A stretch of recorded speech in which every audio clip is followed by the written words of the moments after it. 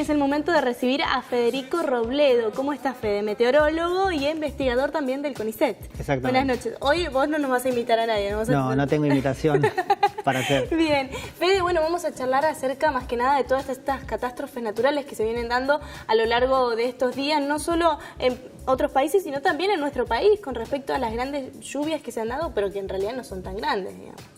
Sí, lo que en particular a nivel global, lo que se estuvo viendo en estas últimas 2 semanas son los huracanes en la zona del Caribe, que es algo típico para esta época del año. Se tuvo una cobertura muy alta, el huracán Irma y ahora el huracán María en la zona de Puerto Rico.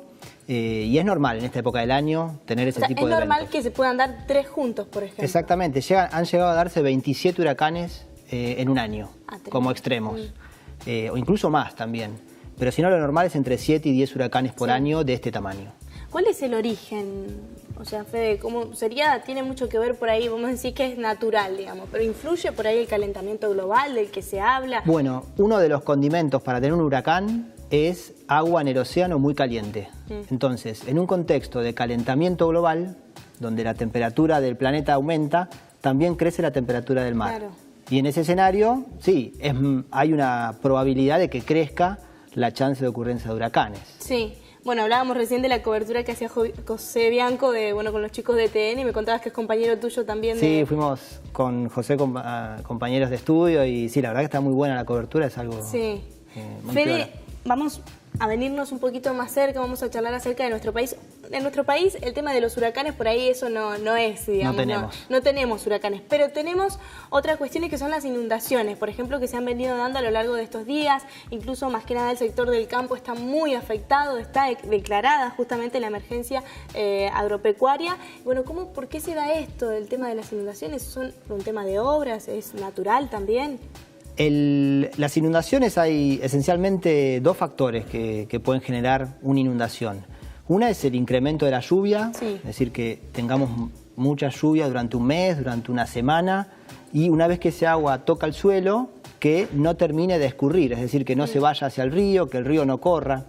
Y en nuestra zona, si uno se pone a pensar desde la zona de Santa Fe hasta La Plata o incluso hasta Bahía Blanca, es una gran llanura, donde el agua que cae es como si uno la derrama en una mesa, le va a costar irse. Claro. Es distinto si uno la pone ese agua en un tobogán, ese agua muy rápidamente se va a ir. O sea que depende mucho del relieve, digamos, que hay. Exactamente, depende mucho del relieve. Y por ejemplo, la zona del centro de provincia de Buenos Aires es una zona con cierta depresión con respecto a sus alrededores. Es muy llano, pero un poquito más bajo, toda la parte del río Salado. Entonces todo el agua que cae termina empantanada, por decirlo de alguna manera, en esa zona, y el río Salado va sacando el agua como puede. Son ríos de llanura que corren muy lento. Entonces eso hace dificultar. Las inundaciones existieron siempre en la provincia de Buenos Aires, desde la época, cientos de años. Siempre históricamente existieron las inundaciones porque es una zona que llueve y es una zona llana. Entonces lo que ha ido pasando es que se ha ido asentando gente en lugares que tal vez antes el agua siempre llegó y antes no había nadie y ahora hay una persona viviendo, o se ha cambiado... Que son las zonas inundables, digamos, ¿no?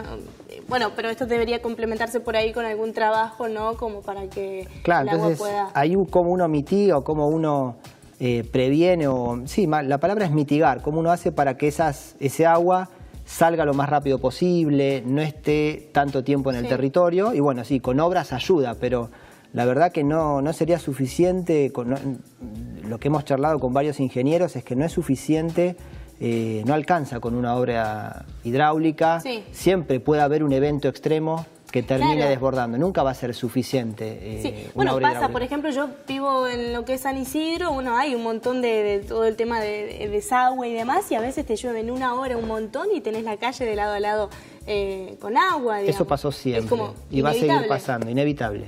Exactamente. Fede, por ahí me intriga porque a veces la gente dice, bueno, pero, qué sé yo, llovió un fin de semana, no es tanto como ha pasado en años anteriores, digamos que por ahí las lluvias son más fuertes, se inunda, ¿tiene por ahí un poco que ver el trato que se está dando con la tierra? He escuchado en algunos otros programas que influye por ahí el tema de no sé, la siembra, el trato justamente que se le da. Hay 2 puntos ahí.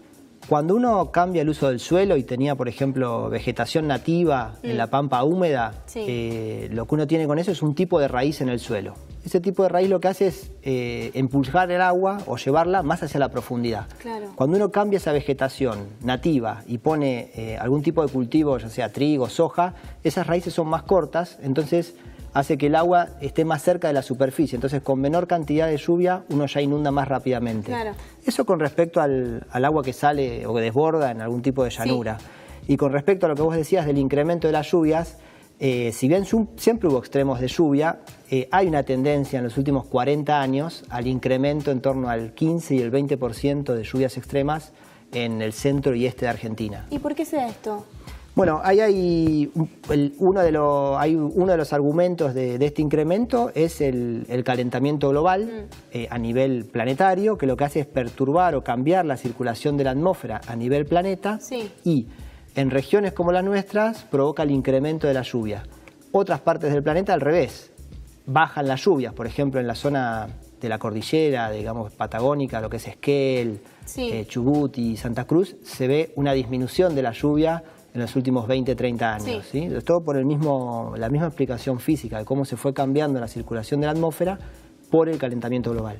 Es decir, que el calentamiento global no solo está influyendo con el tema de los huracanes, sino que a nosotros también nos influye a través de las inundaciones, a través del cambio de las precipitaciones. Exactamente, también con los récords de temperatura altas, las olas de calor. ¿El invierno será por esto también? Digamos que uno dice, bueno, pero ¿dónde estuvo el invierno? Fue uno de los inviernos más cálidos de los últimos 30, 35 años, hay estadísticas muy concretas que lo muestran, y mismo las olas de calor, estas secuencias de días, no sé, 15, 20 días con temperaturas muy elevadas, que complica en verano a los sectores, no sé, a los ancianos, a los nenes chiquitos y todas esas cuestiones, se han notado que esas cadenas de días calientes ha crecido en el último tiempo, hay mayor cantidad, y bueno, es consecuencia de este tipo de fenómenos. Bueno, siempre existieron. Fede, hablando del calentamiento global, como meteorólogo, ¿qué le dirías a la gente? Porque por ahí uno dice, bueno, las inundaciones, ¿viste? Y nos asombramos y demás, pero que también tiene mucho que ver con el cuidado que uno vaya llevando con el planeta, ¿no? Sí, hay una cuestión, lógicamente, el principal factor de calentamiento global es el incremento de los gases de efecto invernadero, dióxido de carbono, entonces ahí tomar medidas para mitigar y emitir menos es un paso, pero al mismo tiempo el cambio climático está lanzado.